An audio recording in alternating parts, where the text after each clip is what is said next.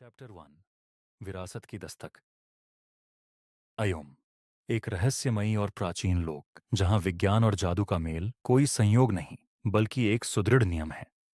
यह ब्रह्मांड के उन विरल लोकों में से एक है जहां चेतना केवल जीवों तक सीमित नहीं है बल्कि निर्जीव प्रतीत होने वाली वस्तुएं, औषधियां, अस्त्र शस्त्र, स्थान और ध्वनियाओं भी चेतना से युक्त हैं। अयोम की धरती हर कदम पर ऊर्जा से स्पंदित है, ऐसी ऊर्जा जो केवल उन्हें स्वीकार करती है, जो उसके रहस्यों को समझने के योग्य होते हैं। हजारों वर्षों से अयोम की व्यवस्था 7 महान सिंहासनों के माध्यम से संचालित होती आई है। प्रत्येक सिंहासन एक विशेष चेतन स्तर का प्रतीक है और केवल वही योद्धा या शासक इन सिंहासनों पर बैठ सकता है जिसने उस चेतन अवस्था को साध लिया हो। इन सिंहासनों के अंतर्गत 7 क्षेत्रों का संचालन होता है और हर सिंहासन की चेतना आत्मा अपने धारक की परीक्षा लेती है। परंतु अयोम का सबसे बड़ा रहस्य अब भी अनसुलझा है। इन 7 सिंहासनों के ऊपर स्थित है एक अंतिम सिंहासन, एक ऐसा सिंहासन जो न किसी क्षेत्र का अधिपति है, न किसी वंश का अधिकार। वह सर्वोच्च है और आज तक कोई भी उसकी चेतन परीक्षा में सफल नहीं हो पाया। वह अब भी रिक्त है, प्रतीक्षा में है उस एक के जो केवल शक्तिशाली ही नहीं बल्कि पूर्णतः संतुलित चेतना का स्वामी हो। एक ऐसा अस्तित्व जो अयोम की आत्मा को पूर्णतः जागृत कर सके। एक दिन अचानक 7 सिंहासनों से एक एक करके अलग अलग रंग की किरणें निकलती हैं जो आकाश में एक बिंदु पर एकत्र होने लगती हैं। वहां से एक दिव्य महल प्रकट होता है, मानो किसी रहस्य का द्वार खुल गया हो, जैसे किसी ने कोई अदृश्य चाबी घुमा दी हो। वह महल अत्यंत दिव्य और अद्भुत प्रतीत हो रहा था। ऐसा लग रहा था मानो 7 सिंहासनों की संयुक्त चेतना ही उस महल के द्वार को खोल रही हो। 7 राजाओं के चेहरों पर चिंता की रेखाएं खींच जाती हैं। ये कौन सा महल है? इसकी शक्तियां हमारी शक्तियों से अधिक कैसे प्रतीत हो रही हैं? और तभी वह महल अचानक अदृश्य हो जाता है। उसी क्षण 7 सिंहासनों के सम्मुख एक दिव्य वर्चुअल आकृति प्रकट होती है और घोषणा करती है, अब 8वें सम्राट की भविष्यवाणी पूर्ण होती है। आने वाले 1000 वर्षों के भीतर 8वां सम्राट अपने सिंहासन पर आसीन होगा। ये सुनते ही सभी सम्राट स्तब्ध रह जाते हैं। अयोम में अब तक केवल 7 सिंहासन और 7 सम्राट ही हुए हैं। तो यह 8वां सम्राट कौन है? वह कहां से आएगा? और क्या यह वही है जिसकी प्रतीक्षा अयोम की आत्मा सदियों से करती आ रही है? इसी समय धरती लोक पर अयोम की गूंज अब पृथ्वी लोक की हवाओं में कहीं गुम हो चुकी है। पर कुछ ध्वनियां ऐसी होती हैं जो शून्य में भी सुरक्षित रहती हैं, समय के किसी अज्ञात कोने में थमी हुई। राजस्थान, पंजाब और हरियाणा की सीमा के बीच स्थित एक छोटा सा गांव था। वहां 3 बड़े परिवार रहते थे, कड़ियन परिवार, भाटी परिवार और सिरसावा परिवार। इनमें सबसे बड़ा और सबसे समृद्ध परिवार था सिरसावा परिवार। यही वह परिवार था जहां 5 वर्षीय बालक आरव अपने दादाजी के साथ रहता था। एक दिन खेलते खेलते आरव अपने दादाजी की लाइब्रेरी में पहुंच जाता है। वहां उसके दादाजी कुछ पुराने दस्तावेजों और पुस्तकों में डूबे हुए थे। दादाजी, दादाजी, आप यहां क्या कर रहे हैं? आरव ने कहा। चलिए ना मेरे साथ, खेलने के लिए कोई नहीं है। मम्मी पापा तो शहर चले गए हैं काम से और चाची बुआ भी घर के कामों में व्यस्त हैं। दादाजी मुस्कुराए और बोले, नहीं बेटा, अभी मुझे थोड़ा काम है। यह लाइब्रेरी बहुत पुरानी हो गई है, इसमें काफी धूल जम गई है। मुझे इसे अच्छे से साफ करना है और स्टोर रूम से कुछ पुरानी किताबें भी लानी है। आरव उत्साह से बोला, ठीक है दादाजी, मैं भी आपकी मदद करूंगा। दादाजी ने स्नेह से कहा, अच्छा चलो, फिर साथ मिलकर इसे व्यवस्थित करते हैं। लाइब्रेरी को साफ करते करते जब कुछ अलमारियां खाली हो गईं, तो दादाजी ने कहा, अब हमें स्टोर रूम से बाकी किताबें लानी हैं जिन्हें इन खाली जगहों में सजाया जाएगा। आरव खुशी खुशी दादाजी के साथ स्टोर रूम की ओर चला गया। वहां वह भी किताबें उठाने में मदद करने लगा। तभी अचानक पीछे से कुछ गिरने की आवाज आई। आरव ने मुड़कर देखा, वहां कुछ फाइलें और पुरानी एल्बम्स बिखरी पड़ी थीं। वह पास गया और एल्बम्स को उठाकर देखने लगा। उन एल्बम्स में परिवार के कई पीढ़ियों की तस्वीरें थीं।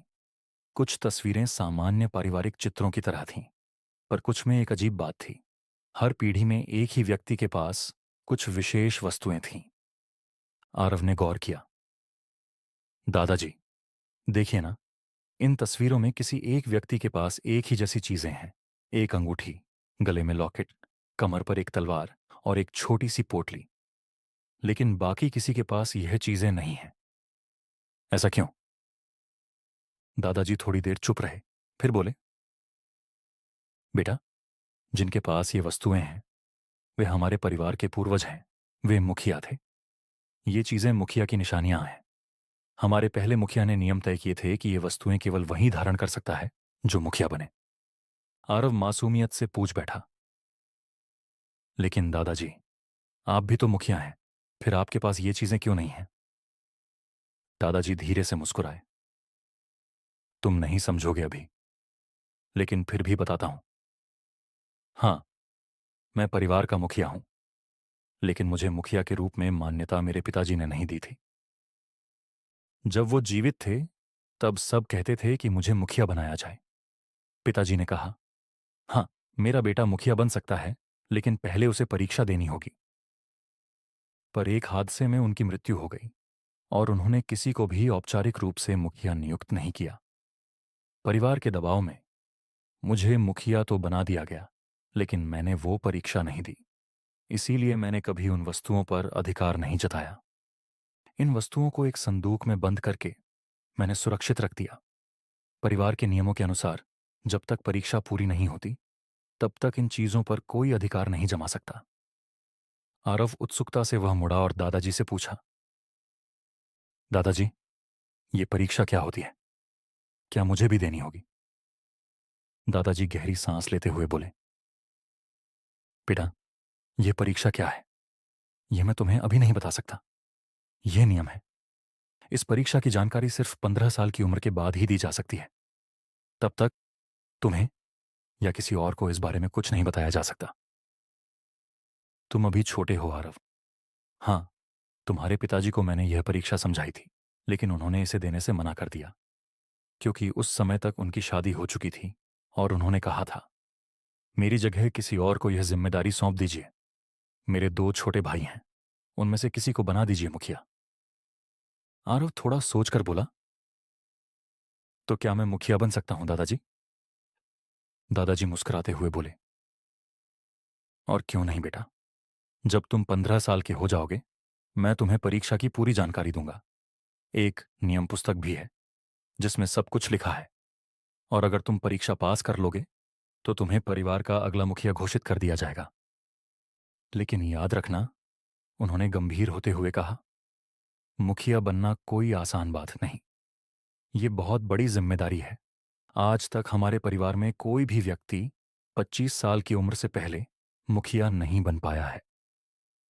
परीक्षा की शुरुआत भले ही 15 साल की उम्र से हो सकती है, पर अधिकतर लोग इसे 20 साल की उम्र के बाद ही शुरू करते हैं, और जब तक वे सारी परीक्षाएं पूरी करते हैं तब तक उनकी उम्र 25 से ऊपर हो जाती है।